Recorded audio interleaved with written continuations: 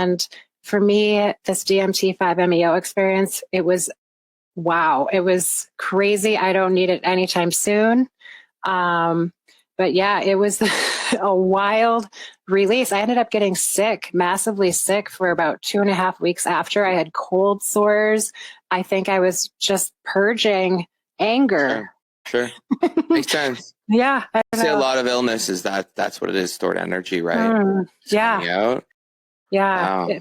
So it's a good one. You know, they put it right up. I always like to think of the plant medicines as like this Christmas tree or pyramid with grandmother ayahuasca on top. 5-MeO is right up there.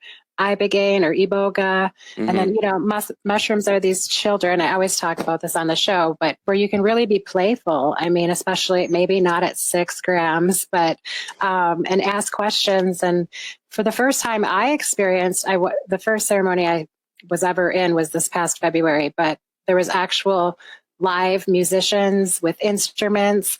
And I saw a lot of people in ceremony kind of having these somatic reactions. And I had never experienced anything like that. I said, mushrooms make me feel that. And before I knew it, it was like the music, the frequency was flowing through me. Like I was a tuning fork, and it was just this whole other experience of release, you know. But yeah, I feel the mushrooms are so playful, or can be. And some of these other medicines, you have no choice. You're going here, all in. and you're going to pop out the other side. So yeah, I mean, the same can happen with psilocybin, obviously. But I did last month I did what's called a Kundalini awakening, or a light ceremony. So the idea is to move dormant energy at the base of your spine up. And I brought some friends because I went the one time, and we just do breath work for 30 minutes straight. But then the facilitators come around and they do Reiki and these all other instruments and frequencies, sound bowls.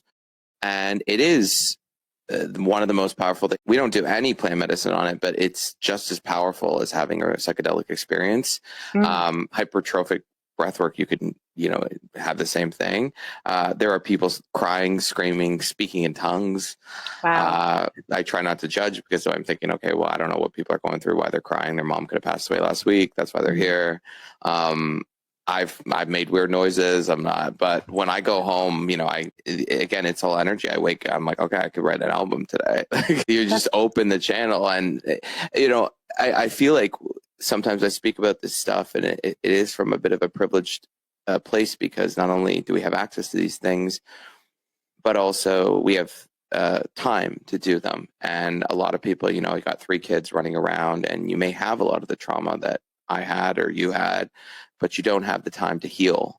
And I feel very fortunate that I have the time and the hours to actually put in the energy into healing, energy healing, Kundalini awakening, all these different things I do to bring myself back to that childlike wonder, which is what we're really all seeking.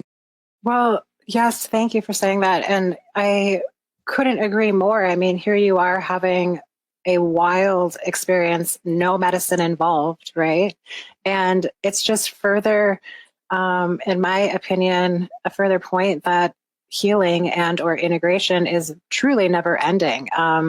I've sat in sound bath before, and my mom didn't recently pass away, and I am just bawling, and at the time not really understanding. I mean, you get glimmers and illuminations maybe, but yeah, I'm really just trying to press that we can have, there's so many modalities, breathwork, meditation, medicine, where we can have these hits, and some of them might be so creative and out of this world, and let's go write a song. And other times it's, okay, I need to take pause and I need to understand